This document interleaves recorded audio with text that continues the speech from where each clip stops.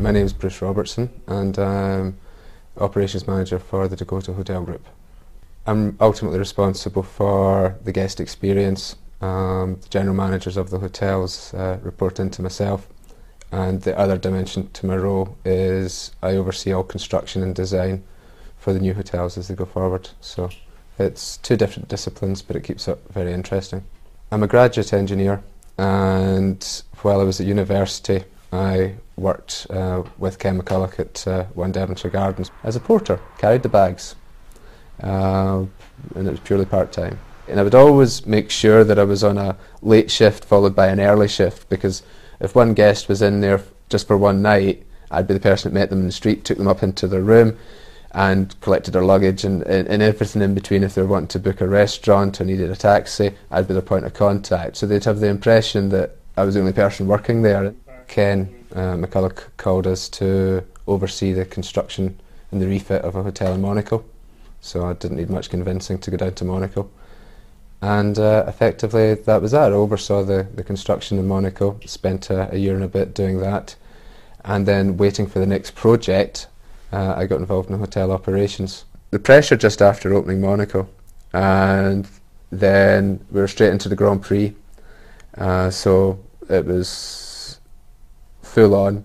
So you hadn't had any recovery time from the opening. Very, very long days. And not long after that, I just didn't feel right in myself. I had burnt myself out, and I flew home.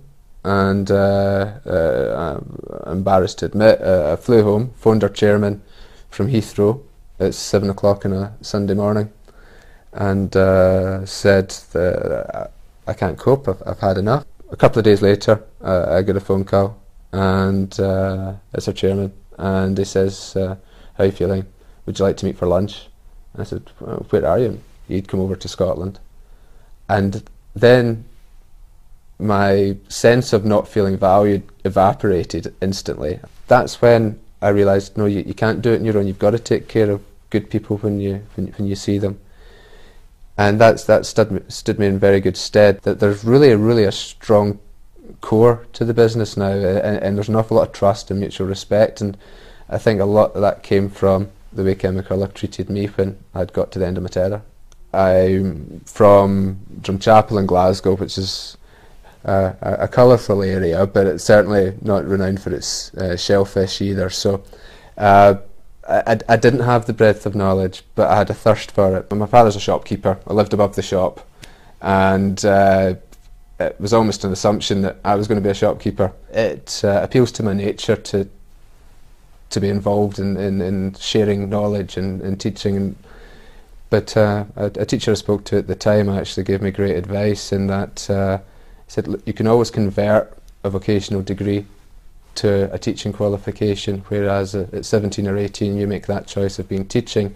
It's limiting your options thereafter. Hotels are probably one of the last industries where they're not great respecters of academic qualifications. It really is an industry where you need experience, and experience is simply something that's happened to you before. So to get it in that context, you have to be in the hotel to really get it. I think I've learnt as much from seeing people doing things incorrectly as I've learnt from seeing things correctly done as I've been coming up through the ranks. And I'd always sort of felt that, no, I could do this. Hospitality or hotels really is it's a combination of pretty straightforward tasks, and it's putting them all together. So I don't believe there's a great deal that we can't teach, but you can't put in what God left out. So you do need you do need the brightness. You do need people that are wanting to get on, that are eager, and if you've got that keenness or eagerness, the rest of it can be taught quite easily.